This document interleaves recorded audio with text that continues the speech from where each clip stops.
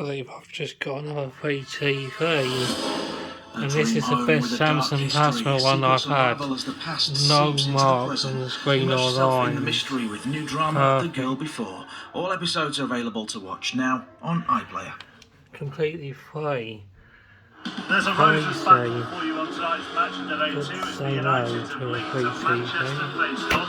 We'll also have highlights from Wolves versus Leicester, the best of Saturday's action, and January's goal of the month. All in the company of Jonathan Woodgate and Dion Dudley.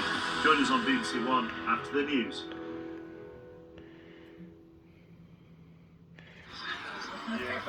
Came with one of these and the batteries were bad, but I think I saved now it. At 10, the BBC News with Michelle Hussein. Managed to clean it. The Queen has tested positive for coronavirus and is said to be experiencing mild symptoms. The news comes ahead of her 96th birthday in April and in her platinum Very good jubilee Samsung year. TV. Found out that she was ill on the way here, so I upset her. She's all right. We want her to recover very quickly, and we want to see her back to herself again as soon as possible. At the same time, a new Living with COVID plan for England is about to be unveiled. We'll be looking at the changes. Also tonight, we're on the front line in eastern Ukraine as soldiers face the possibility of a Russian invasion. Ukrainian troops here tell us that they are ready for whatever may come, but no one knows what Not as that good will as look this like. one, but for free you Storm can't say Franklin is no. headed for Northern Ireland. An amber warning for wind is in place. We've already seen severe flooding. Still got that one. I'll probably put that one for sale now. And a gold medal in Beijing in the final hours of the Winter Olympics.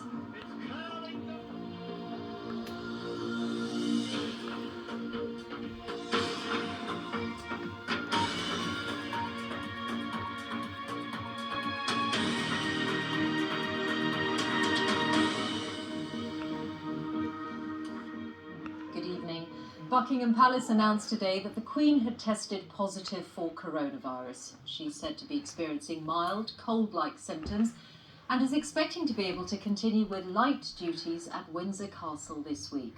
The news came just 2 weeks after the Queen marked 70 years since her accession to the throne and ahead of her 96th birthday.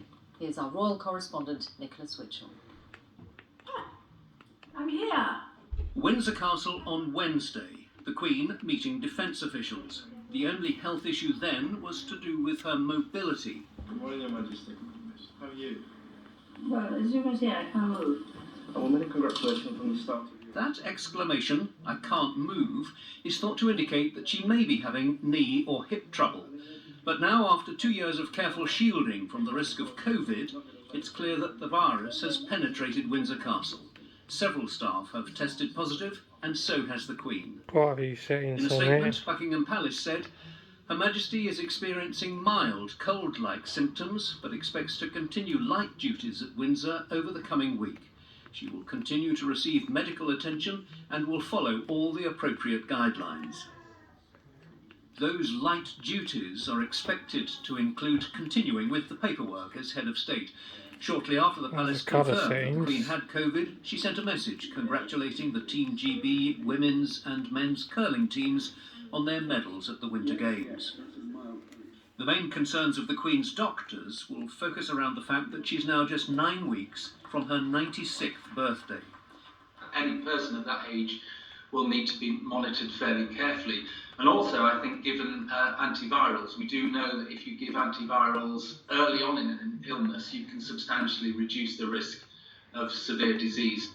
The Queen is thought to have been fully vaccinated against COVID, and if she is given antiviral drugs, they should protect against serious illness. Political leaders were quick to tweet their good wishes. The Prime Minister said, "I'm sure I speak for everyone in wishing Her Majesty the Queen a swift recovery from COVID and a rapid return to vibrant good health." The leader of the opposition, Sir Keir Starmer, tweeted, "On behalf of myself and the whole of @UK Labour, wishing Her Majesty the Queen good health and a speedy recovery. Get well soon, man." About there. In recent days, both the Prince of Wales and the Duchess of Cornwall have tested positive for COVID. The Prince, who met his mother at Windsor on the 8th of February, has already made a full recovery. It is to be hoped that his mother will do the same. Nicholas Witchell, BBC News. Great In TV. the studio with me now. How will the Palace deal with the level of public interest there'll be in how the Queen's doing, Nick? Well, the Palace has a very straightforward, though from our point of view not entirely helpful, attitude to all of this, which is that essentially it is a private matter. So there will be no bulletins, there will be no updates. If we have something to say, we will say it. If we don't, we won't, is their approach. For the royal doctors, of course, the priority now is to ensure that these symptoms, which are described at the moment as being mild, do not deteriorate into something worse. The Queen has been triple vaccinated, so we understand, though the Palace won't confirm that. She's also, of course, a believer in homeopathic medicine, and there is the possibility of these antiviral drugs. The big imponderable in all of this, as I said, of course, is her age. Anyone of 95, nearly 96, is going to be considered to be vulnerable. Now, the medical household has had lots of time to think about this, to make a plan. They've been very successful in protecting her against the virus for these past 2 years. A bubble was created around her. They will hope, obviously, that they will now be very successful in treating her. And for her part, the Queen, I'm sure, will wish to be very stoical about it and continue as much as she can with those light duties. Nick, thank you very much.